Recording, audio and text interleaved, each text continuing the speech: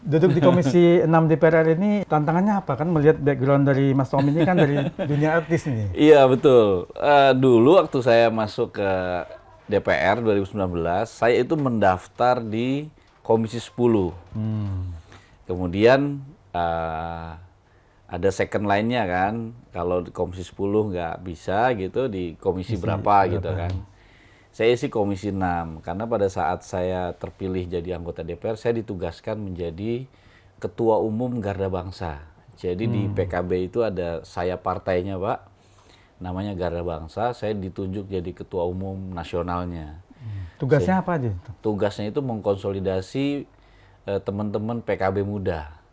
Jadi kalau ada ketua umum partai, saya ketua umum pemudanya PKB lah, kurang lebih kayak gitu. Iya.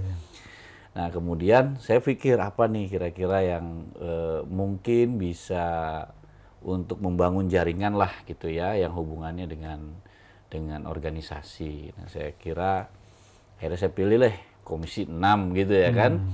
Karena saya lihat itu yang paling tidak terlalu diminati oleh teman-teman PKB gitu kan.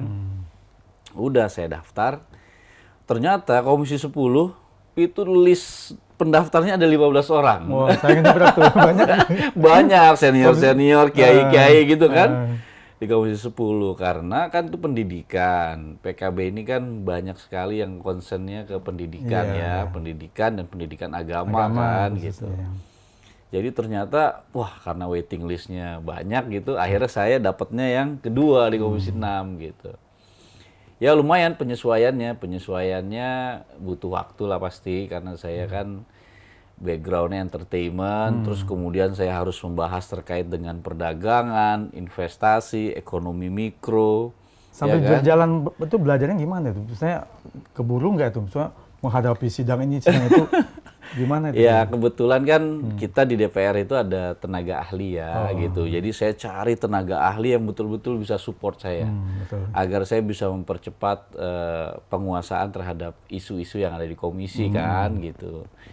Ya, jadi saya cari yang betul-betul bisa membantu saya gitu. Artinya hampir setiap hari tuh saya diskusi bagaimana ini segala macam. Saya nonton-nonton video-video yang terkait dengan komisi saya gitu, utamanya di bidang ekonomi gitu. Ya udah, alhamdulillah ya setahun pertama agak Belajar setahun pertama itu penyesuaiannya agak berat. luar biasa.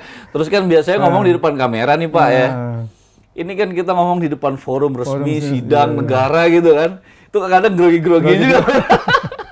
Kadang nih kalau pernah blank nggak tiba-tiba ngomong blank gitu. awal-awal sering Pak. Saya udah catet nih kan, sudah catet. Terus pas saya ngomong gitu kan, ngelihat ke orangnya. Kadang tuh kita ngeliatin banyak orang, matanya tertuju kita, mitra gitu. Kita jadi berpikir, ini mereka terima nggak ya omongan kita gitu kan. Padahal kan sebenarnya ngomong aja gitu.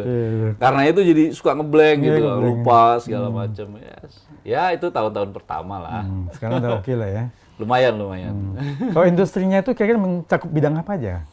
Kalau industri dulu waktu saya awal masuk itu seluruh industri, ya kan. Kementerian Perindustrian ada di Komisi 6, kemudian industri yang bidang yang kecil ya, UMKM dan koperasi, kementeriannya itu ada di juga bidang 6. di 6 juga.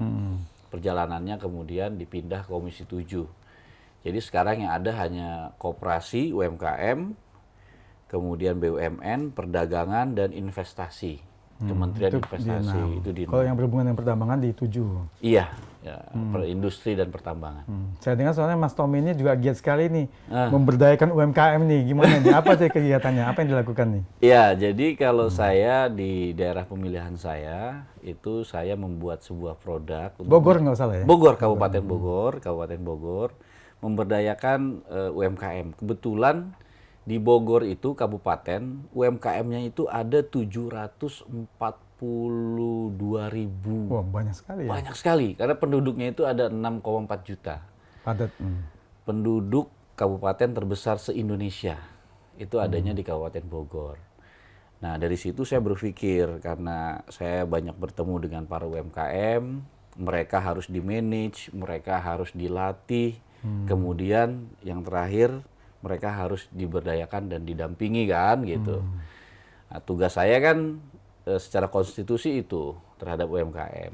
Jadi saya melatih mereka, kemudian legalitasnya kita pandu juga untuk supaya punya legalitas gitu. Kemudian saya bikin brand juga, tujuannya adalah untuk memberdayakan mereka. Apa bidang usaha yang kebanyakan di Kuliner sih kuliner, banyak.